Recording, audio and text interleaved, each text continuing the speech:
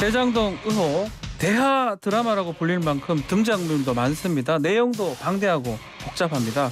누가 무슨 얘기를 했더라라는 식의 카더라식 보도도 쏟아지고 있고요. 그래서 중요하게 이른바 정영학 녹취록인데요. 2012년부터 2021년까지 김만배, 또 남욱, 정영학 회계사 등 사건 핵심 인물 발언이 담긴 녹취록. 최근에 뉴스타파가 이 전문을 공개하면서 새로운 사실이 알려지고 있습니다. 1325페이지에 달하는 이 녹취록 수차례 읽어봤다는 또 공개를 한 뉴스타파의 봉주 기자와 함께 대장동 의혹 진실을 오늘 한번 파헤쳐 보겠습니다. 안녕하십니까? 네, 안녕하세요. 네, 직접 스튜디오에 나오셨는데 너무너무 감사드리고요. 시간이 좀 짧기 때문에 빨리 좀 질문을 드려보겠습니다. 몇 번 보신 거예요? 이 많은 양을? 저 보려 하다가 저는 좀 실패를 했습니다. 그러니까 뭐 정독 이렇게 앉아갖고 네. 처음부터 끝까지 이렇게 정독을 한 건 5번 이상이 와, 되겠고요. 5번 뭐 사실 보셨고요. 횟수로 보면 수십 차례가 수십 되겠죠. 차례 기사 쓸 보셨을 때마다 것이다. 다시 찾아봤으니까요. 그러면 뭐 우리나라에서 지금 정영학 말고 정영학 녹취록에 대해서 가장 많이 아는 사람 중에 한 명은 우리 봉지욱 기자라고 봐도 무방할 것 같은데, 이게 지금 대장동 수사에서는 유일한 물적 증거라고 봐야 되지 않겠습니까?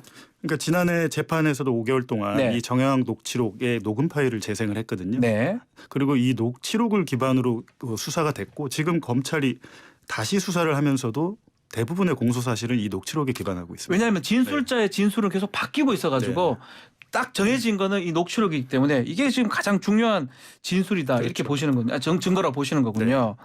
자, 바뀐 이 수사팀도 이것을 중요한 증거로 보고 있는 건 맞아요? 대부분의 공소 사실이 여기 의존하고 있고, 예를 들면 유동규가 예. 대장동 업자들로부터 뭐 그 2013년에 3억 원의 뇌물을 받았다. 예. 이런 것들은 뇌물을 받은 정황들이 녹취록에 아주 자세하게 나옵니다. 와. 자, 그러면 다시 한번 되짚어 보면 정영학 회계사가 이 녹음을 왜 하게 된 거예요?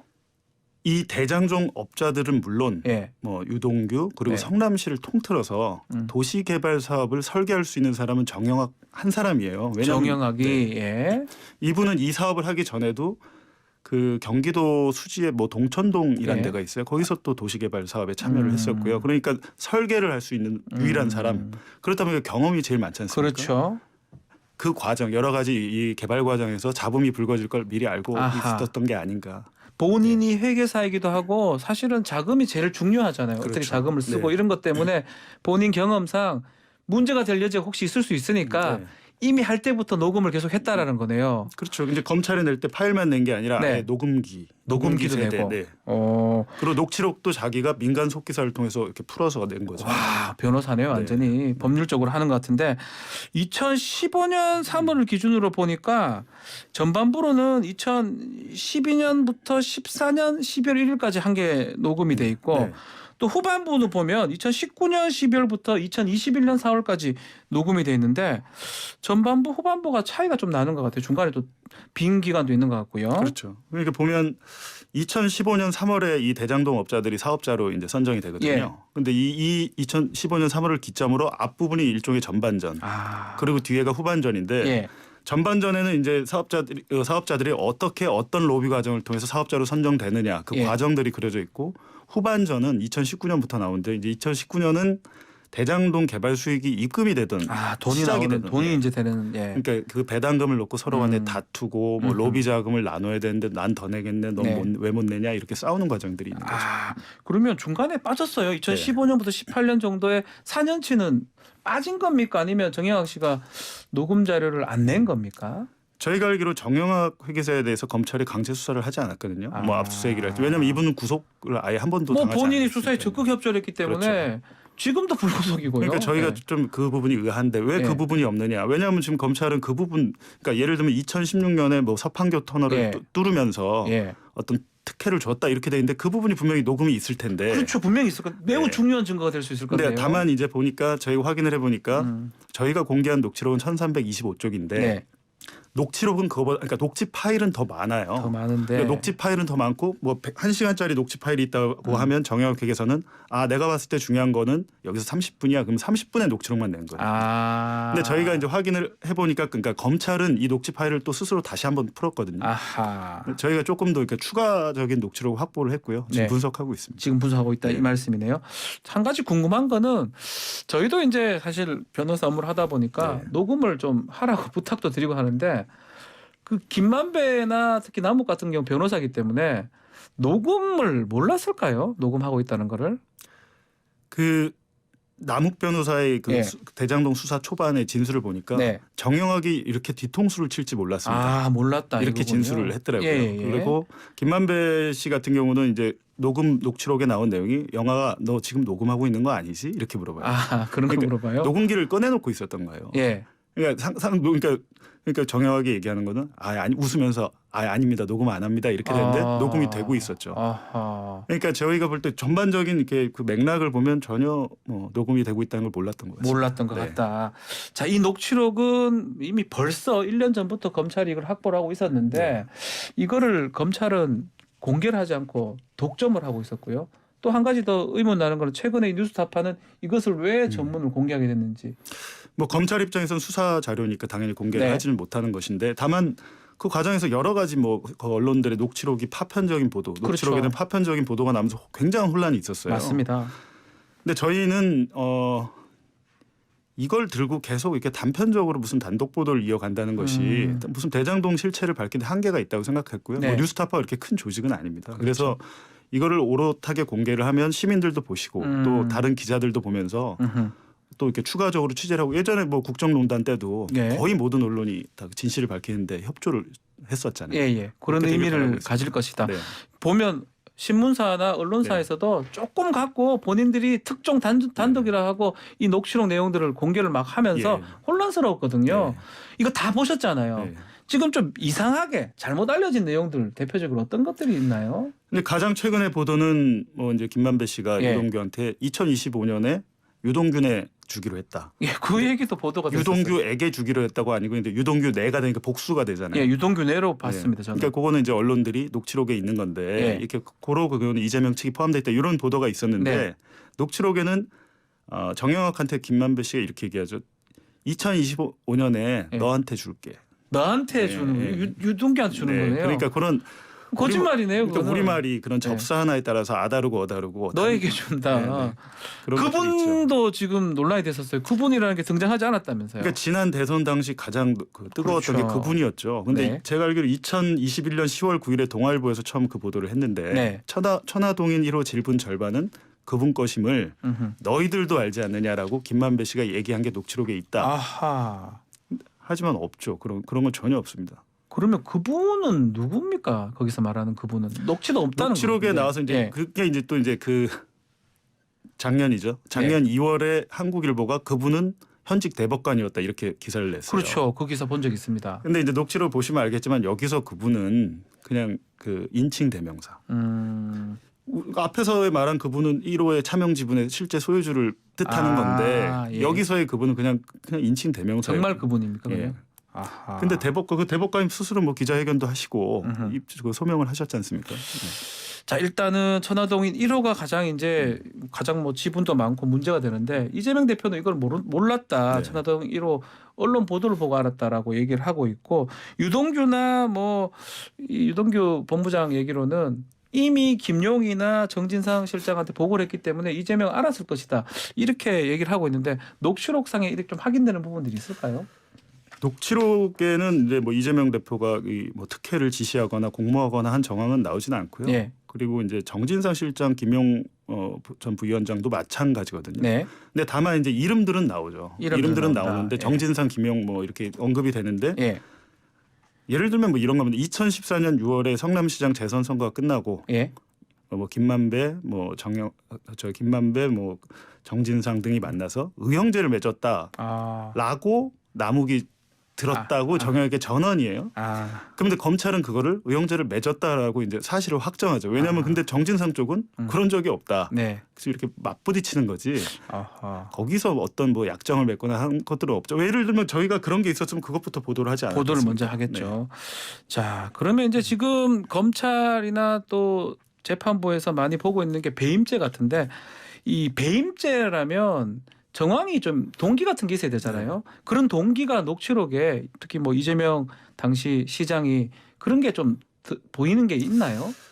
저는 재판에서 그 배임을 밝히기가 쉽지 않을 거라고 봐요. 왜냐하면 2010년에 성남시장이 되자마자 네. 기존에 이제 한나라당이 막 반대해서 민간 개발로 해야 된다라고 그렇죠. 한 거를 공영 개발로 뒤집어 버려요. 예. 공영 개발로 뒤집은 다음에 그러면 다시 민간 개발로 해줬다면 그게 어떤 배임이 될 텐데 민간 합동 개발로 해가지고 수익을 쉐어했단 말이에요. 네. 그리고 비슷한 사이즈 이렇게 그 면적 95만 제곱미터 대장동이 그 정도 되는데 예. 일산풍동이 그 비슷한 사이즈. 일산에. 예. 근데 일산풍동도 대장동 업자들이 사업을 하려고 했었습니다. 원래 들어갔었어요. 예. 근데 거기는 이제 일산 같은 경우는 민간 개발이거든요. 예. 근데 대장동 같은 경우는 어찌됐든 5,500억 가까운 수익을 가져왔잖아요. 예. 그러면 이제 다 비슷한 사이즈의 다른 지역의 개발과 비교해 봤을 때 이게 배임이 될까? 라는 게 있는 거죠. 비교를 해보면 배임이 되기 좀 어렵다라고 보시는 거고요. 일산풍동 같은 경우는 고양시에서 가져간 게 거의 없습니다. 아하, 수익 환수한 걸 말씀하시는 거고. 자, 그러면 또 뇌물죄 부분도 한번 질문을 드려보면 김용이나 정진상 실장 같은 경우가 이 대장동 일당한테 뇌물을 받았다라고 재판이 지금 넘겨진 상황인데 이게 녹취록에 좀 담겨진 내용이 있을까요? 녹취록에 보면 2013년 4월부터 유동규가 먼저 뇌물을 요구하거든요. 세 개를 달라. 아하. 3억이죠. 3억을. 네. 그리고 뭐 김만배랑 나무한테 달라고 하는 겁니까? 나무한테 달라고 그때 하는 당시 거군요. 나무기 전담 마크맨이었습니다. 예. 그리고 이제 그 돈을 마련하는 과정과 전달하는 과정들이 나옵니다. 근데 누구한테 준다는 당연히 나오질 않아요. 거기서 이제 유동규가 얘기하는 거는 너랑 나랑 이거는 부인도 몰라야 되고 무덤까지 가져가야 된다. 이렇게 얘기를 하거든요. 근데 검찰은 그때 그 돈을 받은 게 김용과 정진상이었다는 건데 3억 5,200만 원이 갔는데 이 두 분이 받은 돈은 1억 7천밖에 안 돼요. 그러니까 나머지 돈 1억 8천만 원 정도는 지금 소명이 안 되고 있는 거죠. 그걸 맞다고 하더라도 그 녹음 자료가 그 뇌물의 증거라고 하더라도 뭔가 딱 떨어지지는 않는다 이 말씀이네요. 그리고 중요한 거는 검찰이 경기도 분당의 어떤 유흥주점에서 정진상에게 옆방에 있던 정진상에게 돈을 건넸다라고 하는데 저희가 확인해 보니까 유흥주점이 아닙니다. 다른 데인가요? 그냥 일반 음식점, 라이브 7080 라이브 카페 이렇게 공연장들 있잖아요. 가수들 초대해서. 그런 곳이었는데 방이 있는 곳이 아니라는 그렇죠. 거죠. 정확히 얘기하면 거기는 업종은 일반 음식점이에요. 근데 그걸 유흥주점이라고 공소장에 썼더라고요. 공소장도 잘못됐는 거네요. 그러면 엄밀히 말하면 그렇죠. 잘못된 장소가 잘못 특정이 된 거네요. 자, 그러면 그 중에 가장 중요한 게 428억 약정했다 이 부분이 지금 가장 중요한 얘기고 뭐 말씀대로 2025년에 유동규 내한테 주기로 했다 이렇게 보도가 됐는데 이거는 물증이 좀 있을까요? 녹취록에? 제가 계속 이제 그 기사로 쓴 게 아니 왜 428억이지? 그러니까 그 돈이 왜 나온 거죠? 검찰이 계산한 게 아니고 정영학 회계사가 계산한 돈인데 지금 그 천화동인 지분 1호의 뭐 지분 절반은 뭐 24.5% 이렇게 나오는 24.5%는 정확히는 1,200억이에요. 1,200억이 어떻게 428억으로 쪼그라들었는지 모르겠어요. 근데 그거를 근데 만약에 중요한 것은 어찌 됐든 이재명 측 지분이 뇌물 약속이 됐다라는 걸 밝히지 못하면 아까 말씀하셨듯이 배임의 동기가 없는 거예요. 그거밖에. 검찰은 그걸 밝혀야 되는데 기본적으로 이 금액 자체가 좀 이상하거든요. 범죄 수익을 검찰이 줄여줬어요. 1,200억인데 428억으로 낮춰줬네요. 그러니까 변호사님이시니까 아시겠지만 범죄 수익에서 뭐 세전세후가 있습니까? 없습니다. 약속하는 금액 그대로잖아요. 세금도 빼고 김만배 씨가 그 천화동일에서 빼간 450억 가량의 그 약정 그 대여금도 빼줬어요. 거기서 차 떼고 포 떼고 다 해가지고 돈을 그러니까 범죄 수익을 줄여준 거죠. 납득하기는 좀 어렵네요. 녹취록상의 증거라고 하더라도 이해하기 어렵다는 부분이네요. 지금 얘기 들어보면 녹취록대로 따라갔을 때 그 범죄 사실을 입증하는 게 녹록지 않다라고 지금 말씀 주셨는데 또 한편으로는 그 녹취록에 이 다른 법조인 로비 이런 내용들은 안 나오는 겁니까? 고위법조인들 이름이 나오죠. 검사장급 이상이 한 8명 정도 나오는데 저희가 중요한 게 뭐 예를 들면 성남시를 로비를 하거나 뭐 이재명 측 뇌물 이거 중요하죠. 특혜가 있었으니까. 근데 그걸 밝힌 것도 중요한데 그거보다 뭐 더 중요하거나 비슷하다는 그 중요도가 있는 거는 법조인에 대한 로비 정확히 자세히 나와요. 그게 더 구체적으로 나옵니까? 네. 예를 법조인 들면 로비하는 거는요? 이분들이 그때 수사를 제대로 받았으면 예. 사업자로 시작조차 못하던 상황이었어요. 한 3-4건의 검찰 수사를 받고 있었는데 다 무마를 거기 시켰어요. 다 나오고 있군요. 다 무마를 시켰고 김만배가 스스로 얘기하죠. 나는 예. 대장동 로비스트다. 어허. 이렇게 하면서 이제 앞으로 저희가 추가로 또 기사를 쓰겠지만 예. 그때 당시만 해도 이분들이 이 대장동 업자들이 로비 자금을 한 100억 정도 네. 얘기를 하고 있어요. 어. 그때 당시에도 이미 이 검찰 수사 무마를 하면서 상당한 돈이 건너간 정황이 있습니다. 그러면 지금 말한 대로 우리가 언론에 보도된 50억 클럽은 네. 지금 어쩌면 어떤 수사무마 로비 자금으로 썼을 가능성이 있는 거잖아요. 녹취록을 반복해서 보다 보면 예. 그게 보이거든요. 아, 보인다. 어떻게 이렇게 된 것이? 왜냐하면 50억 클럽의 6명이 그 홍성근 머니투데이 회장 빼고 예. 다 법조인이잖아요. 예. 고위법조. 그 사람 빼곤 다 법조인입니다. 이분들이 어떻게 역할을 했는지 거기 나오고요. 역할도 나옵니까? 그렇죠. 그러니까 김순환 전 총장이나 윤곽근 전 고검장은 실명으로 거론돼서 나오는 것이고 최재경 전 수석 같은 경우는 2011년 대검 중수부가 그 부산저축은행에서 그렇죠. 살 때 예. 후반 2011년 8월쯤에 대검 중수부장이에요. 중수부장. 그때 왜 수사 안 했는지가 계속 논란이 됐지 않습니까? 야, 그러면 왜 수사를 안 했던 거라고 보시는 겁니까? 그거를 저희가 단정해서 얘기할 수는 없지만 예. 윤석열 대통령이 그 대선 당시에 그때 당시 그거는 일반 대출이었고 수사 대상이 아니었다라고 말을 했잖아요. 저희가 취재를 해보니까 대출이 문제가 아니라 거기는 부산저축은행의 차명 사업장이에요. 저축은행은 도시개발 사업하면 안 되겠잖아요. 되겠잖아요. 예. 사실상 이 저축은 부산저축은행에서 접수를 한 겁니다. 아하. 당연히 수사 대상이 됐어야 되는 거죠. 아하. 근데 그게 빠졌다는 건데, 자, 그 대상 과정에서도 그 부분도 좀 논란이 됐었어요. 김만배 씨가 내가 가진 카드면 윤석열 죽어 이렇게 얘기했던데 이것도 이 녹취록의 내용은 있는 거예요? 그 부분은 지금 공개된 버전은 없고요. 추가 버전에 있습니다. 아, 추가 버전에 있고. 근데 제가 봤는데 그 부분은 이제 민주당에서 뭐 이렇게 얘기를 했는데 그건 아니고 그건 예를 들면 아니고, 이런 거예요. 양승태 대법원장 사법농단 관련해서 윤석열 그때 당시 이제 그 검찰총장을 막 비판하는 그런 뉘앙스죠. 그런 뉘앙스이기 때문에 이거는 뭐 돈이라든지 뭐 그게 가장 수사무마 이런 건 아니라는 거예요. 가장 문제예요. 한 문장 한 문장으로 이걸 보면 안 되고요. 전체적인 맥락에서 봐야 된다는 거죠. 이거는 뭐 사실은 이재명 측이라든지 또 반대 측이라든지 다 한 문장을 갖고 와가지고 자기가 필요한 것만 자기한테 맞게 얘기를 자꾸 하다 보니까 계속 문제가 되는 거네요. 뭐 이재명 게이트가 있다 이랬는데 이재명 게이트에 대한 내용이 없는데 없다는 거죠.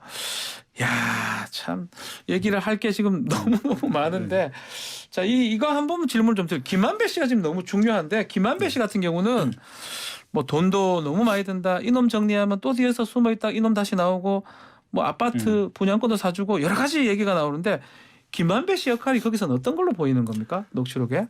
대장동 로비스트로 처음에 2011년부터 이제 인연을 맺고 들어왔다가 로비스트를 하다가 갑자기 순회 그 두목이 돼요. 두목. 아, 두목이 돼. 그 두목이 되는 이유가 바로 수사 무마를 성공적으로 했기 때문이에요. 아, 막아내니까 내가 그렇죠. 대장이 되는군요. 원래 나무계 지분이 2015년 당시에 거의 66%라고 봐야 되는데 그때 당시 남욱은 24%만 받고 빠졌지 않습니까? 25%만 받고. 근데 김만배 씨가 49%를 가질 수 있었던 거는 그런 로비의 힘을 본 거죠. 아하. 그리고 마지막에도 수익 배분을 하는 게 그때 당시에 자기가 수사 무마를 한 대가를 주겠다는 거죠. 그러면 녹취록을 보면 결국은 이 김만배의 로비가 어디로 작동했느냐 이걸 보는 게 어쩌면 좀 합리적인 의심이고 합리적인 수사일 수 있겠네요. 저는 그 부분 반드시 수사를 해야 돼요. 왜냐하면 이게 지금 녹취록의 내용과 정황이 사실인지를 따져봐야 이거 만약에 사실이면 수사 무마뿐만 아니라 재판 거래까지 있거든요. 아하.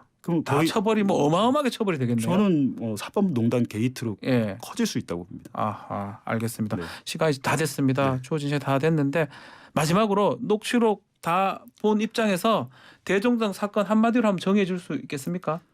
짧게. 검찰과 언론이 유착한 법조 비리다. 법조 비리 사건이다. 대장 사건은.